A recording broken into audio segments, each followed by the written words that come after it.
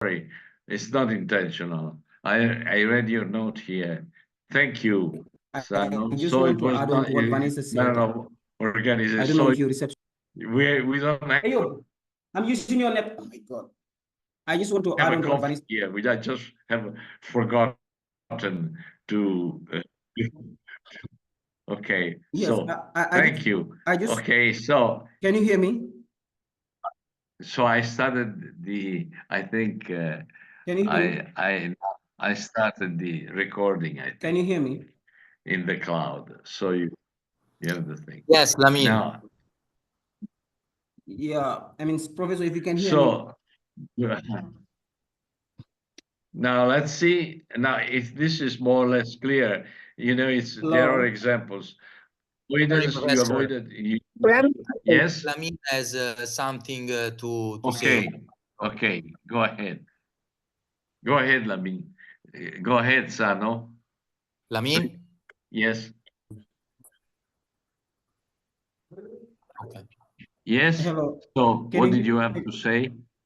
Yes, I'm sorry. I have a bad reception because I'm connected to someone's wallet. Okay, what I was trying to say is like what Vanessa said earlier. I just want to, you know, emphasize or give a synopsis of what happened. Like I told you yesterday. You can. It's okay. So like the problem is sometimes avoiding these conflicts, especially when it comes from the situation that Vanessa said earlier, when two partners all have an interest in one thing, like when I told you yesterday, you have a department that has to do one Yeah. thing and is controlled by the power is emphasized by two departments. So there is where conflicts come from because like with Vanessa's case, when two partners have interest, it brings like a conflict of interest. So in my situation, what I was trying to give you is, like I said yesterday, we use two different strategies to avoid these strategies that you are saying to reduce conflict. We use three of them at the same time, but initially the government tried to use the force avoidance strategy that you said, hierarchical referral, meaning where the geological department, they don't have to report to the Ministry of Petroleum because they don't have a lot of connection, you know? So then the government uses that. It was not still functioning per se. Then they went with rotation of employees, like those who are working within the geology sometimes do come to the Ministry of Petroleum and sometimes they go to the Ministry of Environment, depending on their expertise. So I'm saying sometimes these reduction strategies to reduce conflict, can we use 3 or 4 of these methodologies to reduce conflict, or should we use just a specific one without simultaneously using them? Should you use like physical separation force? When it doesn't work, you go to increase resources, or can you actually mechanize by using all of them simultaneously? Is it possible? Yeah. Yeah. You can actually that is, you can use avoidance for a small amount of time, and then you can try to reach a compromise. Or if you cannot reach a compromise, then you have to have this side here, the physical proximity, that is confrontation. You can,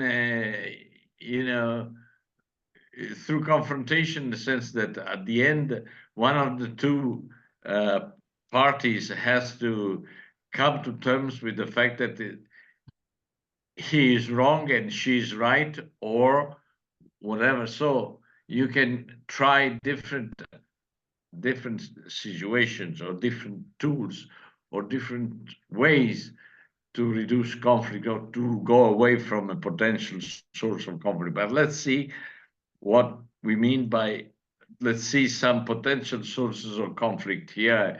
Try to make some group. You have interpersonal differences. For example, you have different backgrounds, cultural backgrounds, or religious backgrounds, or ethical backgrounds, group characteristics resulting from differentiation, goal incompatibility, and that is something we said even yesterday. Task interdependence, then that is, for example, the task that I am performing, the results of my task, that is what my output is going to be an input for another person. And if the other person doesn't believe that I am doing my job appropriately, then he or she may say, well, you know, my task depends on the output you are building, and I think that you're not doing a good work and your job is actually damaging me. So when there's an interdependence of tasks, then especially when it's sequential, that is, my output is the input of the following person, then that's a source of conflict.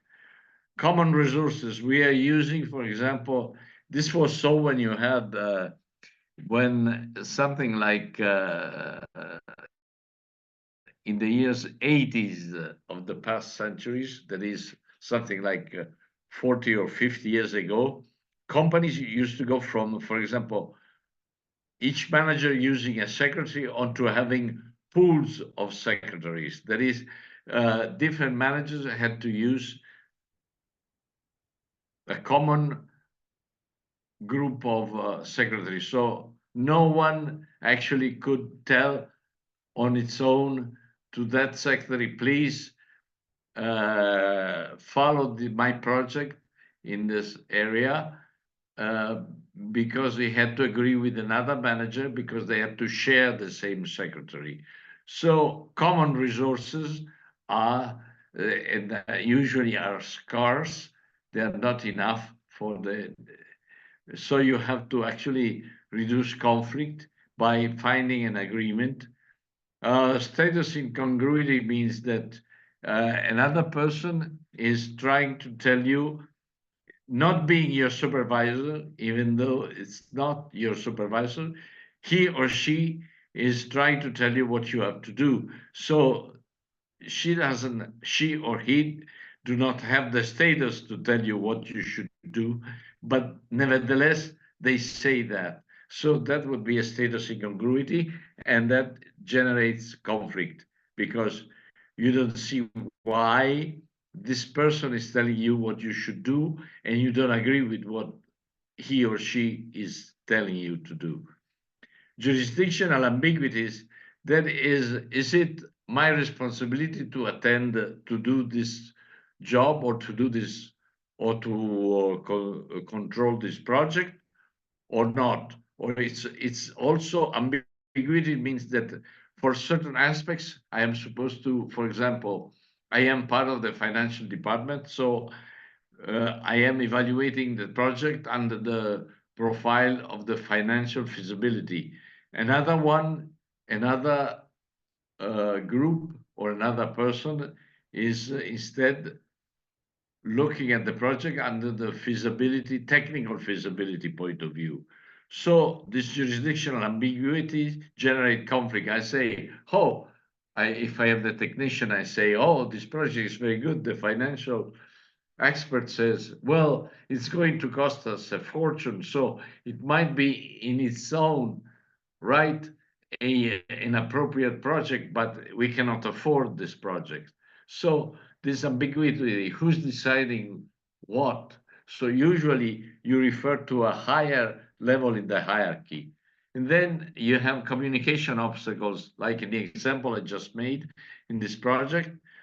The financial guy cannot express himself or herself in the appropriate way to make me understand that my project technically is okay, but the resources I want to mobilize are not actually available at a reasonable cost. So, but he cannot make himself understood by me, either by me or by my supervisor that is also his or her supervisor. So these communication obstacles are remember when when I told you about the culture, organizational culture, when you have what we call silos, you have different culture that are developed in different areas within the company. Then they build communication obstacles which are actually generate conflicts because you simply do not understand what the other one is trying to do or is trying to say. So inter-unit conflict, it's exactly what Sano was saying before, and it is very common. And I was saying when you have, for example, research and development with respect to sales and marketing and sales, but it's more probable that it's generated at the sales level, because now you can have this in context. It can be environment, strategy, technology, social structure, culture, or physical structure, local conditions. We've seen interpersonal difference, group characteristic, and what you can observe: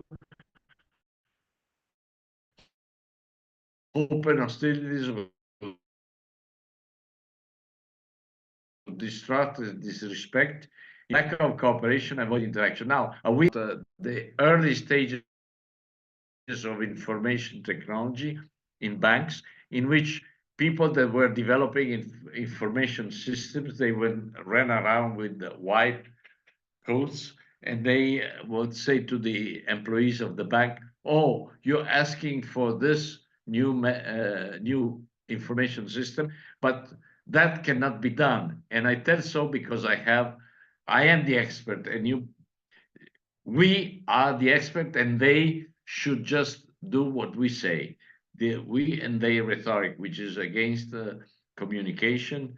It is a communication obstacle. Lack of cooperation and avoid interaction. The indices, when you observe that, that usually in companies is done through what is called climate checks.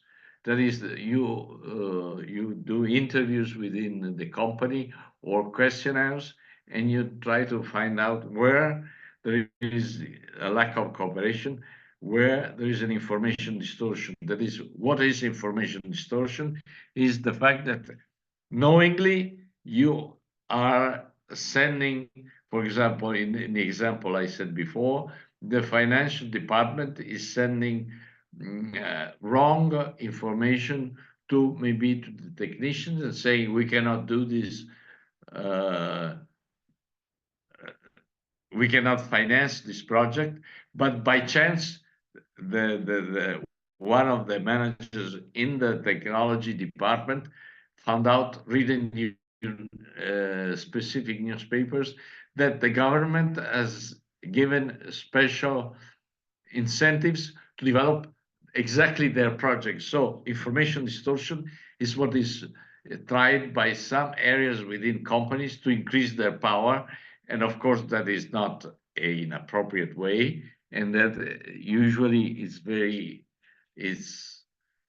if it's found out, it's going to be obviously the people that indulge in this information distortion, even though, for example, you have information distortion when you have when serious and severe problems have happened, like disasters, like the Rana Plaza disaster.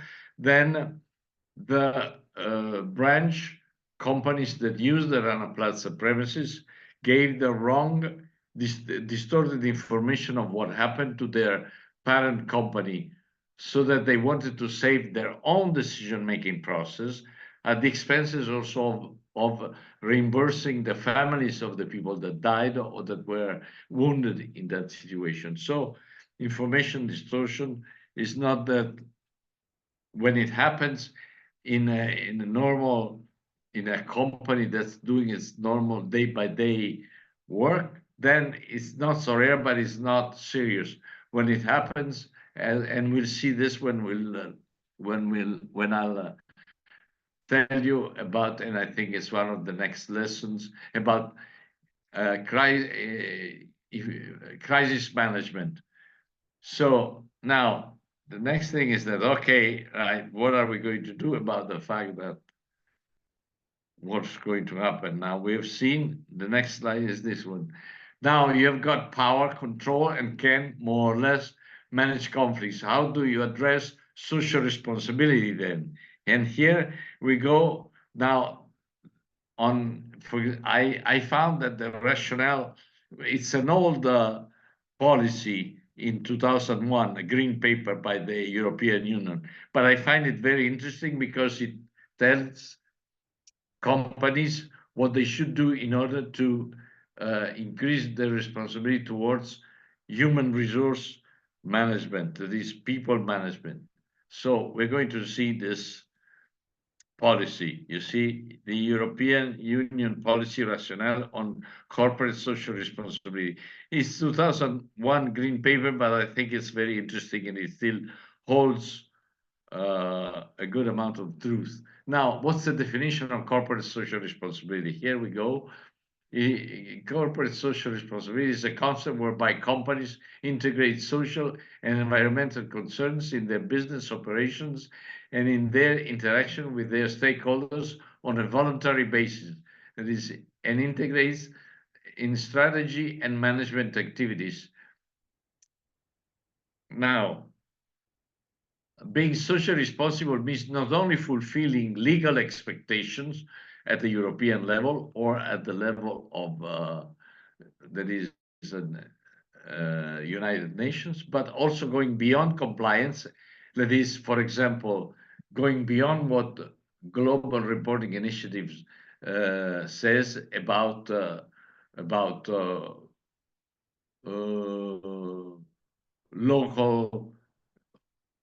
local impact of your operations and investing more into human capital, the environment, and the relations with stakeholders.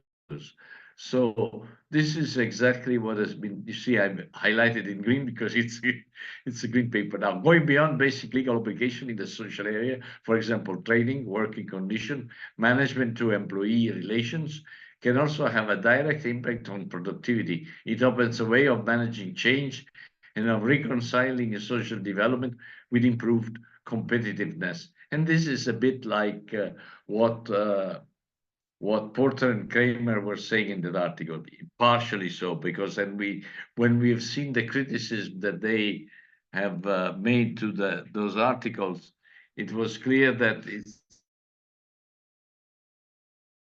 not enough to have only an economic outlook onto the problem of social and environmental responsibility, but you have to take into account certain non-economic features that concern cultural backgrounds and religious backgrounds and so on and so forth.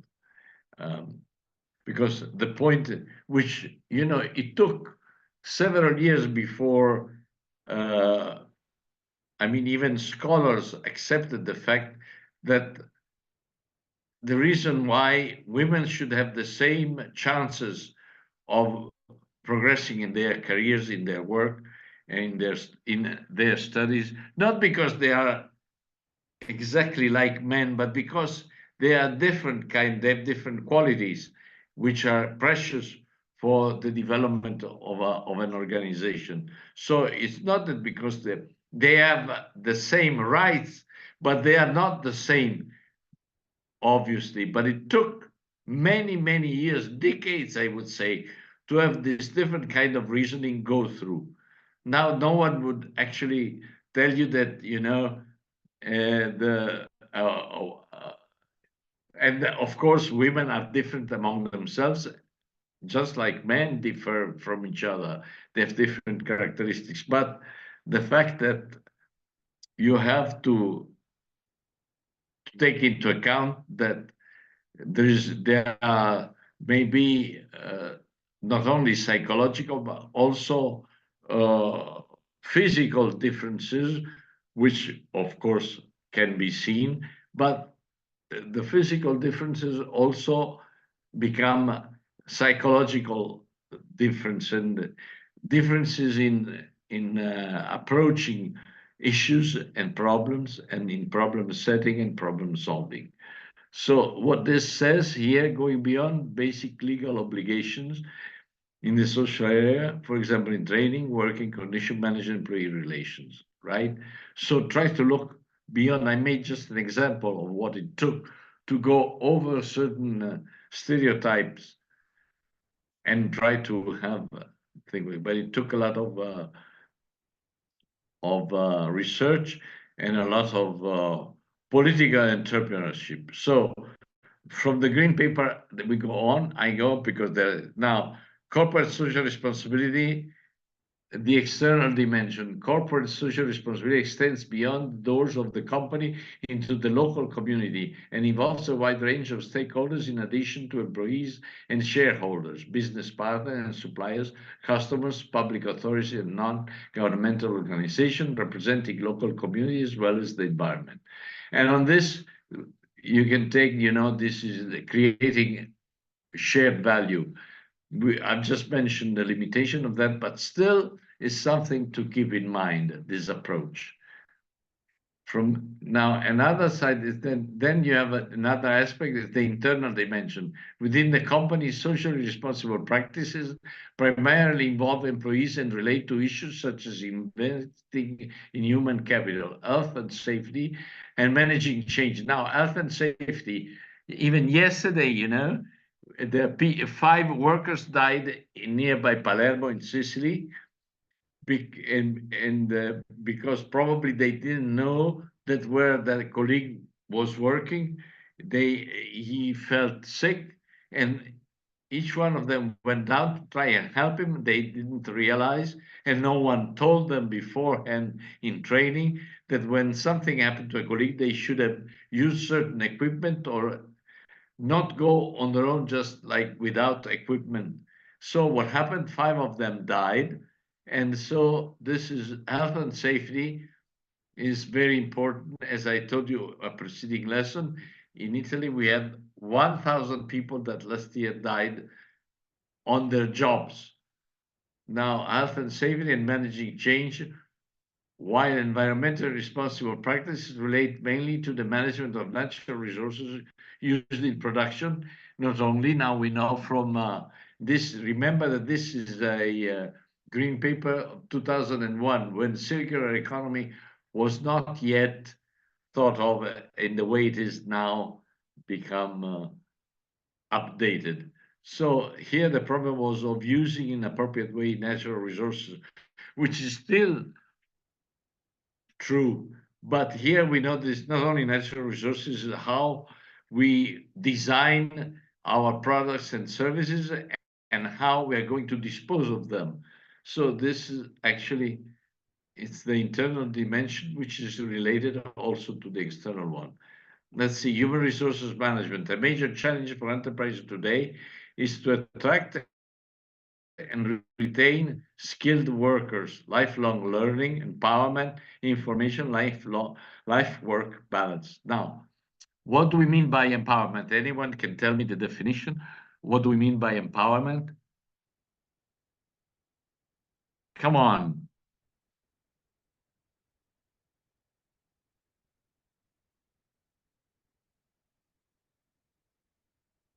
Okay, here we have that came just from Libya now today. So here we go. Habib, what do we mean by empowerment?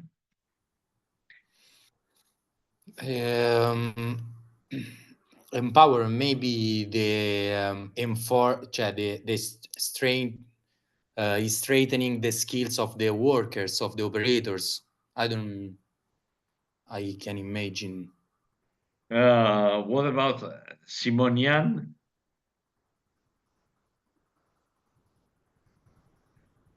The same, Professor. Okay, thank you. I Grimani? encourage. Okay. Grimani?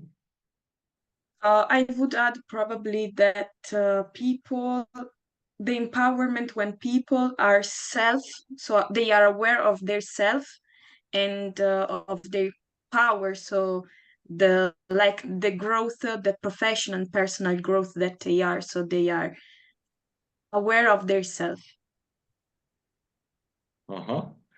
Thank you. And Pizarri? Yes, Professor, I think it's correct that Vanessa said. Okay. Sano? What about Sano? Do you have anything to add to your colleagues? Yeah, similar, like the power given to an individual to do something, like how you empower them. That is how you give them the power or support them to do something. So the power is the key word, like power given to someone to do something. Yeah, if you want people to be responsible, you've got to give them the power to make decisions, right? Otherwise, it's just something that is theoretical. Now, on the same, so, and you, all of you touched on some components of empowerment. That is lifelong, Saba Isaac, does, Professor, I have question. You said the definition of empowerment. So is it it will come in that if a person have control over something, then it is comes into this empowerment concept. if they have the control over over what? Yeah, control over some resources or control over some situation, then we can consider it is okay. This person is empowered.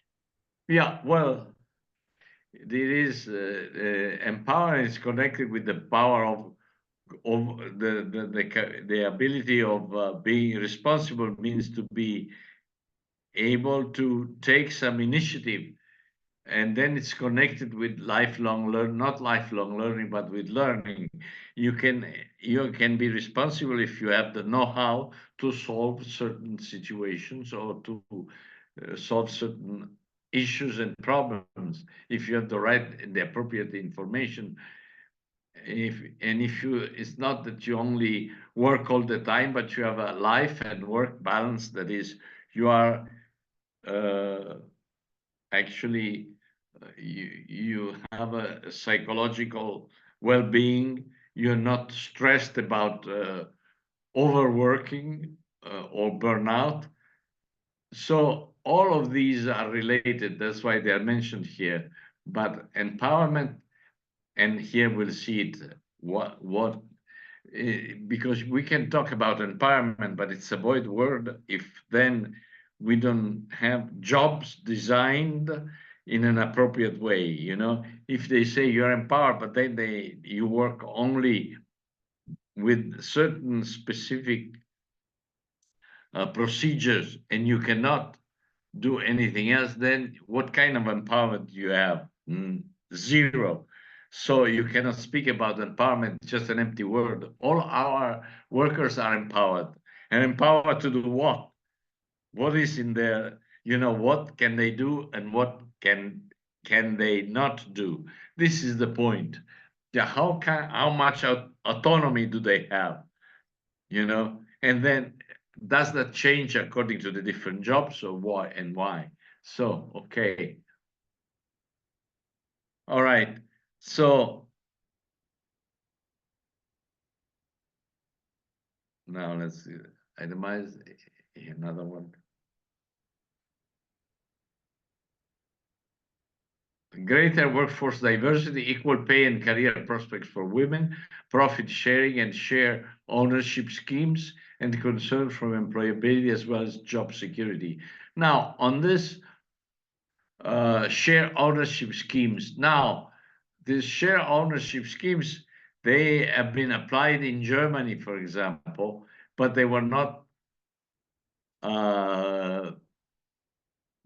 I mean, for example, trade unions were not in favor of them. And also owners were not favorable to them, because they said, for example, the head of Fiat, one of the founders, that is the nephew of the founder, Gianni Agnelli, who was called the lawyer, was saying that, okay, our workers, they risk their job if we go bankrupt. I don't want them to risk their own little money. So that's the reason why I didn't want to have this share ownership schemes. Whereas in Germany, you have, for example, a representative of the trade unions of the company within the board of administration, so that going beyond the legal issues in people management would be actually would have a voice within the top decision making structure. But then in there, if it's only one and you have maybe 10 or 12 directors in the board of administration, then 1 against 11, you know, you risk that is only a formal kind of situation where you cannot decide anything on your own. But then a little voice, even though it's a minority voice, it's better than nothing. So that was the position of trade unions in Germany, but in Italy that did come through. Responsible recruitment practices involving, in particular, non-discriminatory practices could facilitate the recruitment of people from ethnic minorities, older workers, women in the long-run unemployed, long-term unemployed, and people at disadvantage. Now, long-term unemployed, this is characteristics in Italy of people, of the youth, that is, people up to 35 years of age are largely unemployed.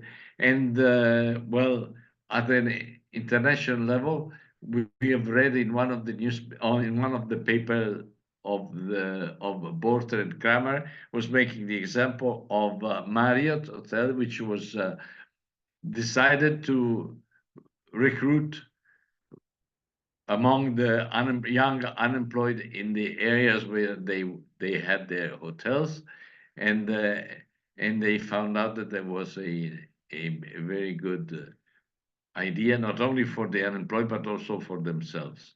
Now, just to say that restructuring in a socially responsible manner means to balance and take into consideration the interests and concern of all those who are affected by the changes and decision. In practice, the process is often as important as the substance to the success of restructuring. Now, what do we mean by restructuring? I mean, you decide to enter a new market, that is a new geographical market in a foreign country. The point is, okay, you're going to hire someone from that country, but then you have to have in the new plant or in the new company in that country, you have to have a representative of the parent company. So who is going to apply for that position is someone from within the company or from outside the company that has only the same nationality as the other managers in the company, or you rather you prefer to have someone that is within your company but is from that nationality of the country where you are going to enter or you want to get into the local market. So this is just an example. Sometimes restructuring means that you are selling part of the company which is not more strategic to you, because I made you the example yesterday of that multi-divisional company that they bought this automotive division. Then you realize that that was good for a period of time, but then you don't want to go ahead in the automotive business because actually you prefer to go ahead with canned soup and food. So what do? You just decide to sell the division. Now, what's going to happen to both the workers and the managers that are working in that division? Are you going to absorb them in the other activities? So the mechanics are going to be to process food in the division. It was mimicking Heinz. So are they going to learn how to? Maybe the mechanics can be the ones that are maintaining all the machines that are used to package food or to freeze food. So you can decide to have a restructuring, and you can go ahead but it can go ahead and sell the division, but at the same time you take care of what the consequences of this restructuring are going to be for the workers and for the managers that are working in the division. Of course, trade unions and the different human resources department of the other division of the corporate human resource department can devise ways to have people not. Okay. Do you understand? Okay, this is the restructuring. So these are all examples that are contained in green paper of the European Union. And this, I think, it's a very solid expertise that's been going on for more than 20 years. And I would say that this is very realistic kind of approach, because I mean, we can go in depth a little bit longer. Now, though, it's almost 4 o'clock. We have our usual 10 minutes break. Here is my alarm set. So I'm going to stop recording. Let's see where. Well, okay. We keep on recording. Okay, so this is just a general view of the European Union Green Paper. I think it's very pragmatic kind of, and especially I have found this wording very similar to the issues that have been I and other people have been discussing in the companies, when they do the consulting, and especially when the companies are working in order to improve their people management. So this was actually this green paper, I think, is very Bedek as a guide. I advise you, as it is, if you want, I can send it to you, but you can also download it from the European Union site on the internet. I advise you to read it, Professor. Because it's rather interesting. Okay, now. Yeah, Professor. Yes, Yes, Lamine, I would be in the green paper. I would be very interested because, the project you gave us, when we come to stakeholder engagement, I have seen a very interesting point when I see that most of the companies, especially the one I'm dealing with, they do more of stakeholder engagement is more internal. So this green paper sounds a little bit very interesting to me, that companies do not factor out the fact that to ensure that you commit to your corporate social responsibility, you don't have to centralize your focus in partnership with, or maybe how you engage your customers, how you engage your employees, but you have to look that you have to go beyond what is inside the company, looking into how the local environment you are operating, we talk about this in the class of one of the companies that is operating in another place, and that is going to affect the dairy producers within that place. And this is one thing that I try to connect with that past lecture, where you are giving us a way of them incorporating those stakeholders in their value chain. So okay.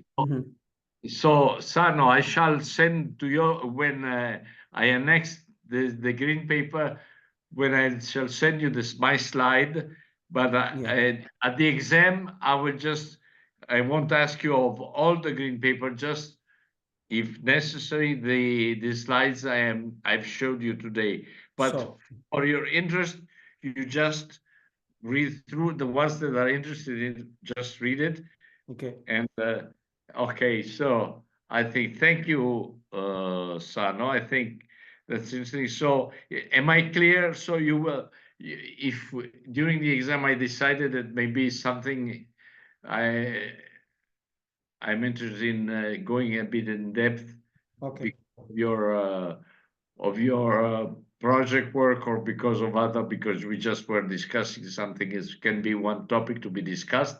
So I expect you to know something about empowerment, lifelong learning, what we've been discussing here, okay, but not on the whole European Union Green Paper, but as Sano said, that can be interesting for you to get to know about this. Okay, now here let's go into this motivating people, job design and roles. In this last part of the lesson, I'm going to give you some definition about motivation and job design, because otherwise we make discussion on abstract things, but we have to go down I'll just give you some ideas on how you go about designing jobs, putting together tasks within a framework, okay? And motivating people, because, you know, empowerment, information, long life learning, lifelong learning, life work balance is all these issues were covered because of motivating people to work in a certain company, in a certain organization, be that for profit or not for profit. But you know, if people are not motivated, you cannot, you know, even if you pay them a lot. You know, they had a very interesting research several years ago, well, not several, I mean, something like 15 years ago in the United States, in which they asked for public employers, no, public employees, they say, hey, why are you working in the public sphere? Why don't you go work like as you in the, according to the mental set of United States of America? Why don't you go in the private sphere? You will earn more. And they said they were working in the public sphere because they were not interested in earning more, but they were more motivated in doing their job that was relevant for their communities or the other people, you know. So motivation is not always as it was thought for decades and maybe for more than a century, the main driver for someone to work. That was discovered in the years 40s with Mayo, but with the researcher Mayo, which was a psychologist, and the author on experiments, I think I mentioned them to you, and then it is coming more and more onto the surface, this problem, this issue of motivation, right? So let's get a bit more into that, and let's see. Oh no, I have to share. You cannot see anything now. I have to share. You see, I always forget one part. Okay, here we are for DVD. That's it. So we'll get into what it's called. Can you see the human resources toolbox and the key concept concerning motivation? So can you see the slide? It's basically a blue slide with a title. Yeah, and the HR tools. Yeah. Okay. In order to show you this human resources toolbox, I took the image of the first page of a manual, Managing Human Resources, and has three authors, Gomez Mejia, Balkin, and Cardi. The Human Resources Toolbox. The index, I think, is very interesting. This index, okay, introduction, just meeting present and emerging strategic human resource challenges. Now, this book is a book of 2005, more or less, but then you have different editions. Now, these are the main topics: the context of human resource management, staffing, employee development, compensation, and governance. Now, of course, so as I said, once upon a time, compensation was thought to be the basic action. Now, not that now it's not important, especially as I told you in one of my lessons that we have south of Italy, 80 miles, no, 80 kilometers south of Rome. You have people working for €3 per bunch of small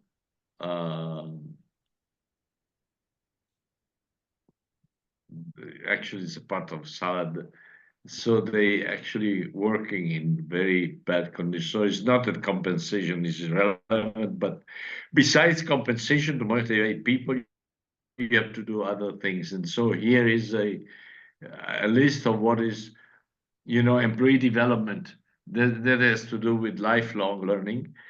and training the workforce. Now, what are the problems about training, and who is supposed to train your workforce? The more expert colleagues, because they know the culture of the company. People from outside, what are the policies? And then careers. Now you enter, let's say they recruit you, you just done you went through a master degree, so they hire you, but then what about your career? What are your expectations? I mean, do you have a path, a career path, that is, you are going to be in this department for 5 years? If you're doing good, you can either stay here but become a supervisor, or you can go to another department and go through several other departments. So you change jobs and you understand more and more about the company. And maybe if you are doing, and if all your supervisors are satisfied with your work, then you qualify for becoming maybe not immediately a top manager, but the perspective is to be one of the managerial resources of this company. So development, staffing, now recruiting and selecting employees. Now, one of the problems is that companies face is how many people do we need to carry out the jobs and to do the work that we need to develop our products and services. It's not an easy way, because you have to go through saying, well, how are people working? Are they wasting their time, or are they just doing what is necessary and we are satisfied with that? So do we need to hire some other people? Because maybe we need to move these people that are presently doing these jobs, we need to move them to other tasks, to other jobs within our company, so that they learn everything about our company. So who are we going to hire to fill up the positions that they left because they are on a career path? So staffing is one of the huge problems, because staffing has a cost. As soon as you hire someone, that is immediately is an advantage, because it's going to perform another job, an extra resource, but at the same time it's a cost. So you have to balance an increase in costs with the necessity of doing certain things that the number of people that you have now cannot help. But it's one of them. So this is just a memorandum for all of the issues in doing what the green paper was saying. Human capital. I mean, when you speak of human capital, you're speaking of actually of this toolbox, and your company must govern and must be capable of in the human resource department, in understanding the issues concerning all of these items here. And that this is not theory, that's actually what happens. And if you don't, for example, you don't pay enough attention to employee development, people are not motivated enough, and the first occasion they just leave your company and go to work for a better one, for a company that motivates their people through employee development better than what you are doing. And compensation, are we paying people the right amount, or we should be paying them more, or should we pay certain jobs more, or are we underpaying? Are we overpaying certain positions and underpaying some other positions, some other jobs? So do we have a policy concerning compensation? How are our relationship with the trade unions? Who is carrying out the requests of, and how are we? How are individual managers, supervisor connect their answers to their people that are asking for a better compensation or that are asking to proceed in their career paths. So how do you deal with the middle managers and supervisors? What are the policy concerning how they should behave with their people, with the people that work for them? So as you can understand, all of this is very important for any company. And the smaller it is, the more you need to be careful about each one of these items. And of course, you don't have, I told you about the industrial districts where the average size of a company, and even we've seen the statistics about worldwide, you have 350,000 only companies that have more than 250 employees. So you have to tackle this toolbox even in the smaller size companies where you have a small human resource department because you don't have much money to pay people in the human resource department which are expert enough to deal with all these problems. But still, even in a small 10 people company, the owner must be skilled, maybe at the level of leadership, to motivate the 9 people that work with him. So let's go a bit more into. So Yes, yes. yes, I just have a little comment about motivation here. Yeah. First, let's go and see the definitions, and then you can chip in. The word motivation derives from the Latin verb movere, meaning to move. What moves a person to make certain choices, to engage in action, to expend effort and persist in action? Such basic questions lie at the heart of motivation theory and research. A consistent finding has been that people will be more self-determined in performing a particular behavior to the extent that the social environment supports the following fundamental human needs: autonomy, that is experiencing oneself as the origin of one's behavior; competence, that is feeling efficacious and having a sense of accomplishment; relatedness, that is the feeling close to and connected to other individuals. This is from, I took this from this article, 2013, Teaching and Researching Motivation. It was edited by Routledge, Dornier, and Ushioda. Now, who wanted to say something about motivation? Okay, Yeah. let me see. Can you hear me? Yeah. Yes, my concern is you've been mentioning compensation, which is one important aspect of motivation, and increase in pays, like salary increasement and all that. But I think most of the times my comment is about the two type of motivation, like, because the compensation is extrinsic motivation, which is an external factor which motivates employee. But when you come to one of the key factors that most of the companies do not take into consideration, it's like intrinsic motivation. That's what I wanted to focus on. So because the two part of the theory is extrinsic and intrinsic. So intrinsic is. What do you mean by intrinsic motivation? Yes, intrinsic is an internal motivation factor, like loving the job, coming to tell your workers to work hard, the internal training activities you give them, the capacity development you were talking about, the training, the knowledge, because knowledge resource is very important, like you mentioned earlier.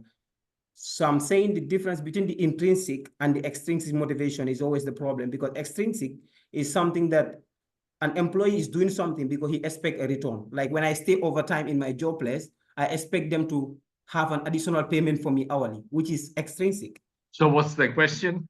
The question is like, do you think these motivational factors, which of them would be more appropriate when it comes to employee motivation? Should it be more intrinsic or like extrinsic? Should it always be compensation? Should it be monetary all the times?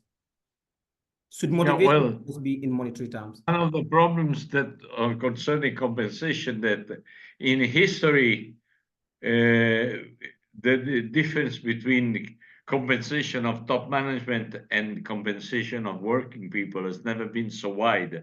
It gets something to a certain CEOs earn 400 and more than 450 times the salary of their average worker, 450 times, which is actually, and then of course I'm not speaking about managers that are also owners, because they own also the shares of the company, and that's part of their compensation plan. And when they leave the companies, whether they did good or not, they have like $1 million compensation just when they leave. So that is one of the major problems, this inequality among people within a company, which is it's not, I mean, most people leading, I would say, quote unquote, normal lives, you're not, I mean, it's not that you need to have $3 million a year to be motivated in your work. I mean, that doesn't have anything to do. It has to do more with your power. Maybe you want to use those $3 million to help certain communities, but that has nothing to do with your work motivation. So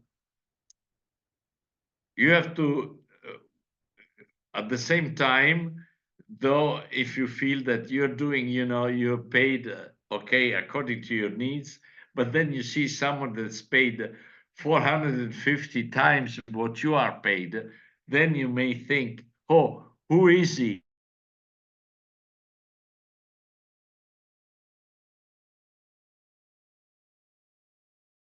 He's actually what?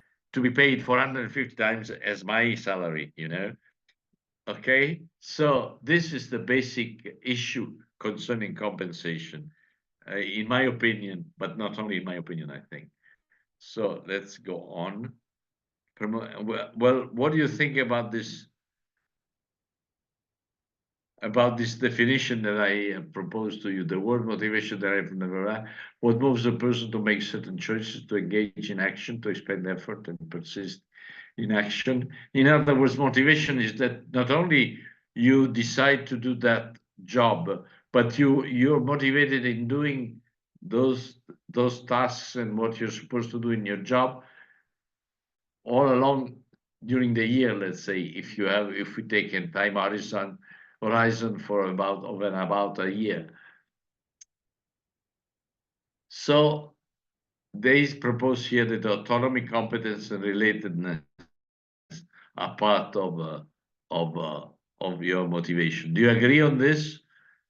Even though, of course, it's very hard to think that someone is motivated to work in an assembly line where competence is not very high, relatedness is poor because you're not very connected to the assembly line, as we were saying yesterday, as a rhythm that is not, which is decided by the management, not by your peer workers. Autonomy, what kind of autonomy can you have if the pace and the actions that you have to perform are actually given within the structure of the assembly line?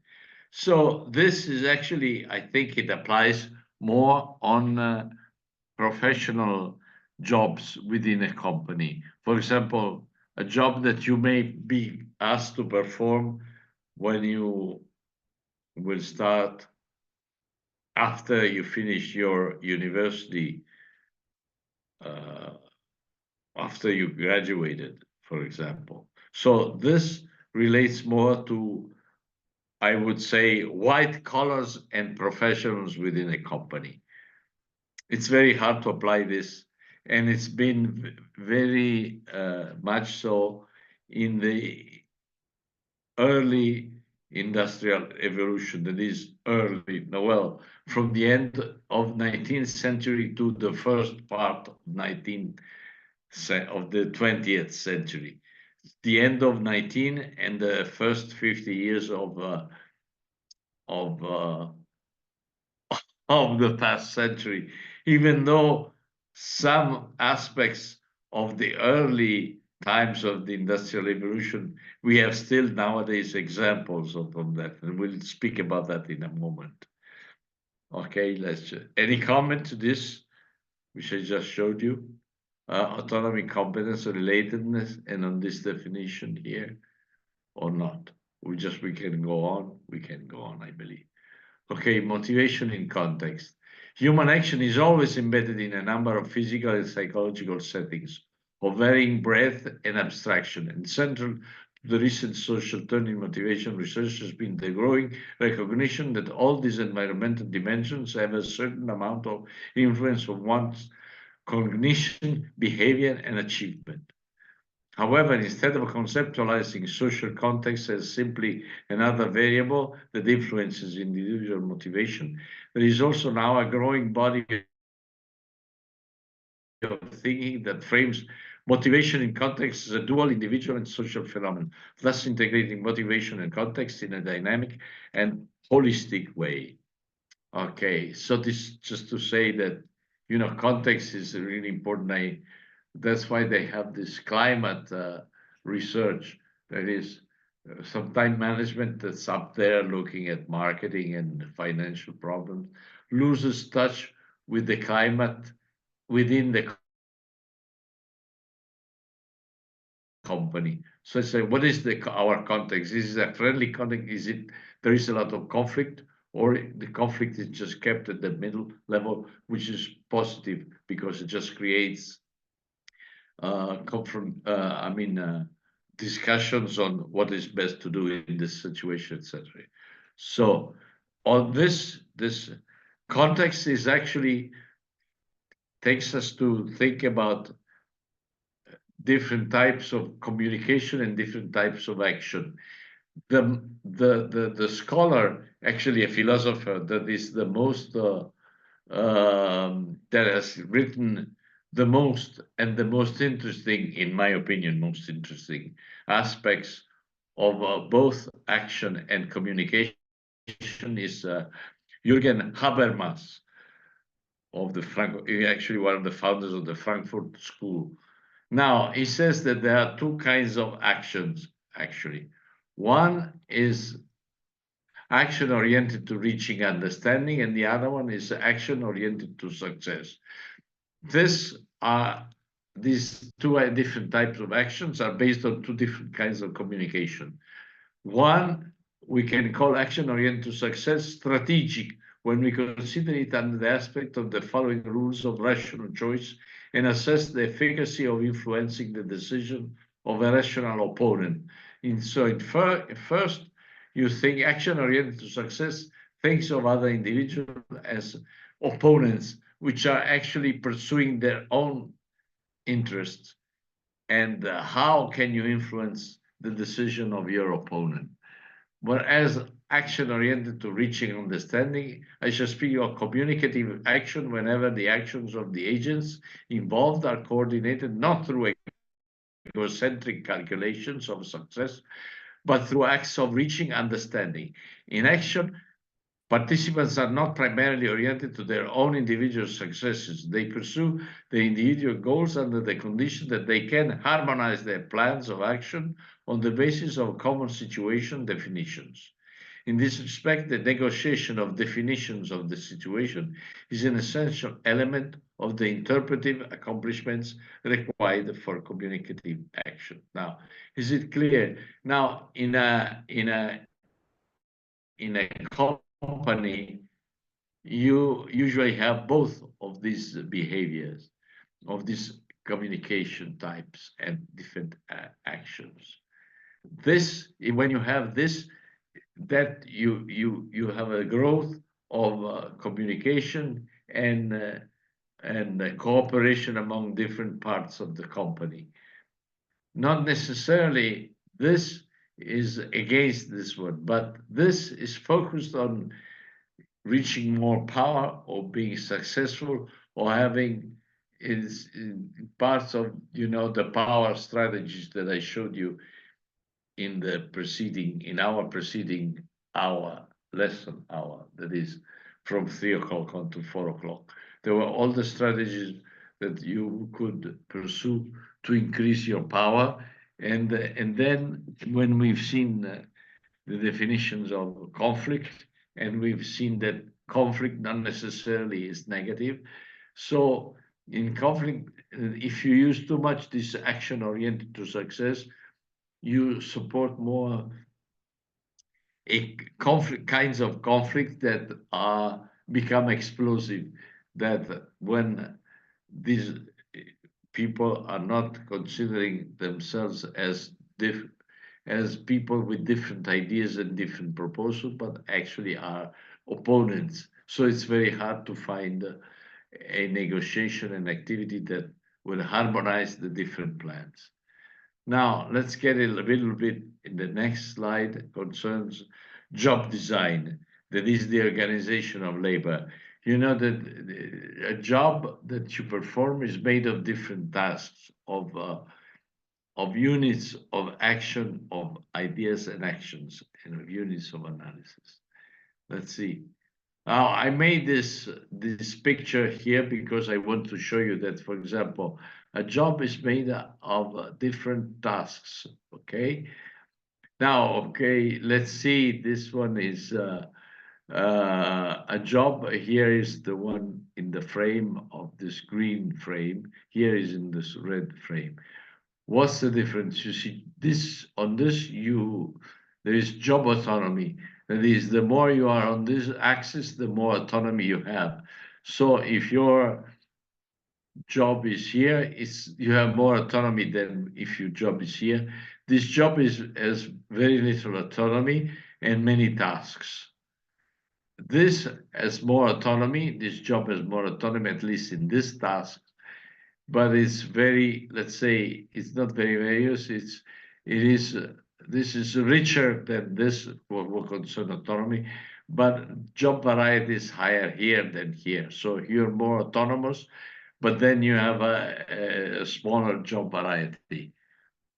So you can understand that, for example, the socio-technical approach was saying that if you are defined, what you do is defined by technology, the technological imperative, then you tend to go to this sort of maybe many tasks, but with very little autonomy, because technology is defining what you're doing. Typical is the assembly line, but in the assembly line, you wouldn't have this many tasks. You have only one task and no autonomy at all, and very little job variety as well.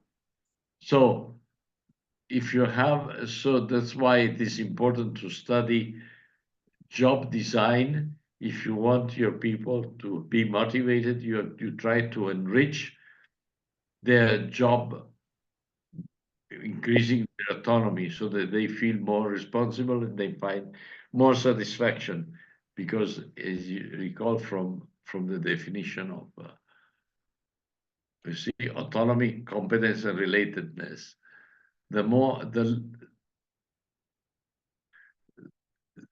If you have a few tasks, but you have more autonomy, then you can interpret your role. Now, what's a role? A role is how you interpret your job, because you can, especially when you have a higher degree of autonomy, then you can interpret your autonomy by discussing it with your supervisor or with your colleagues. And a role is how different people interpret their jobs. That's called role. Your job is something, role is how you interpret your job, how you communicate what you have to do within the tasks of your job to other people and what they expect from you, from your job and from your tasks. So a role is more subjective and shows your personality. And sometimes the way roles are performed by people are one of the characters, are one of the variables that allow people to go ahead in their career, how they interpret their job, how they communicate with other people what they can expect from their own job. Okay, so this is how actually you start from defining the individual tasks that belong to a job. Of course, the more tasks you put in one job, maybe you need less people to perform that kind of job because you squeeze together many tasks. You see, if you put less tasks, then maybe you need more people, but then you can have more autonomy because you perform fewer jobs, because maybe there are more complex tasks with respect to these, right? So they're more satisfactory. Then I told you that the compensation part was thought to be for many years, and even now there are certain situations in which compensation and very simple tasks and job, they thought, okay, what's commanding is our technology, which is a very simple technology. And so from the end of the 19th century to large part of the 20th century, but even nowadays in certain areas, in certain companies, you still have this kind of jobs which were devised through scientific management. Which one of you has ever heard of Taylorism? Anyone? Come on. You've never heard of Francis Taylor, of Taylor, Grimani, Bizzarri, Sano, or Isaac? You came forward to the screen. Have you ever heard about Taylor? Now let's see what he wrote in 1911. But again, I'm not showing you this because I think it's just historically important. Because we have nowadays several companies that are still running with these principles. Now, he was the first person to perform as a job a consultant to management. And he performed that. Now, I give you some background.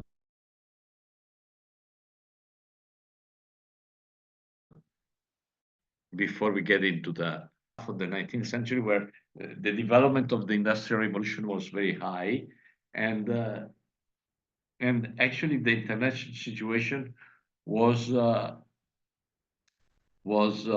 signed by contrast. For example, there was the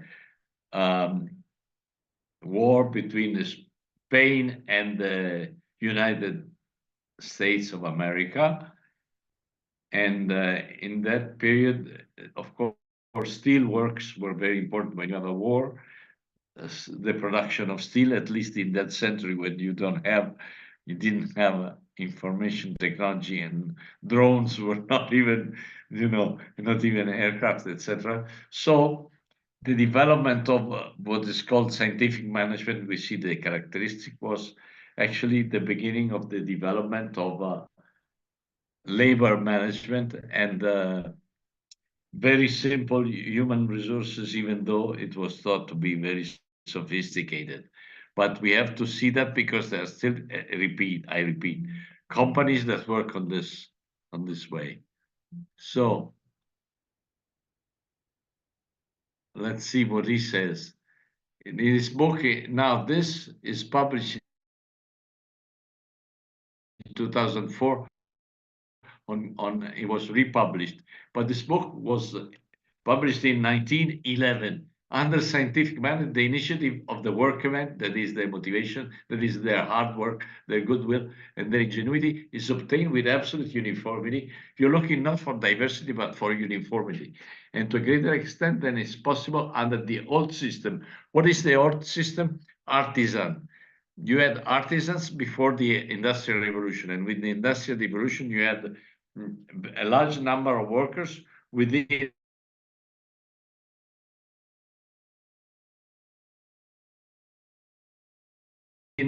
premises, within efficiency, lost their ability to their culture, their artisan culture, and that's the old system. And it says responsibility is never dreamed of in the past. The manager assumed, for instance, the burden of gathering together all of the traditional knowledge, which in the past, that is the knowledge of artisans, has been possessed by the workmen, and then of classifying, tabulating, and reducing this knowledge to rules, laws, and formulae, which are immensely helpful to the workmen in doing their daily work. In addition to developing science in this way, the management take on 3 other types of duties, which involve new and heavy burdens for themselves. Now, let's see. First, they develop a science for each element of a man's work, which replaces the old rule of thumb method. That is, artisans were not scientific, saying they had, through experience, they say, if we build a table in this way, then it works, it holds, and that's the best way to do it. And through our experience, to the experience of my father or my grandfather, of all the expertise of the trade. In my trade as a furniture builder. Second, they scientifically select and then train, teach, and develop the workman, whereas in the past, he chose his own work and trained himself as best as he could. Third, they heartily cooperate with the men so as to ensure all of the work being done in accordance with the principles of the science which has been developed. Fourth, there is enormous equal division of labor, of work, and the responsibility between the work for which they are better fitted for than the workmen, while in the past almost all of the work and the greater part of responsibility were thrown upon the men. So here it says that managers are supposed to analyze the work that has to be done, and they devise the one best way to perform that task and that number of tasks, and they train the people to do that task in the best possible way, which they devise to be the best possible way. Okay, so these are the 4 principles of scientific management. And then we'll see it. Now, I won't go into, I think it's interesting.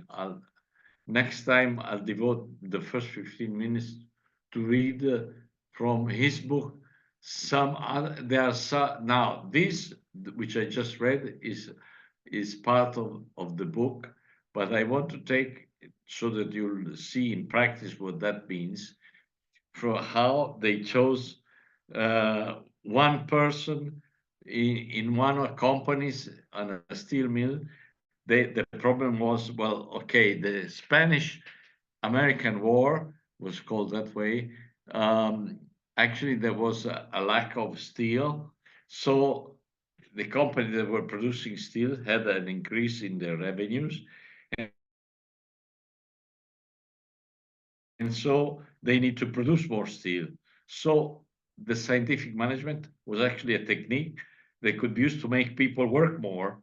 For example, from their analysis, they realized, Taylor in this company realized that, okay, if they applied their technique, which was called, in general, was called methods time management, they could carry load on train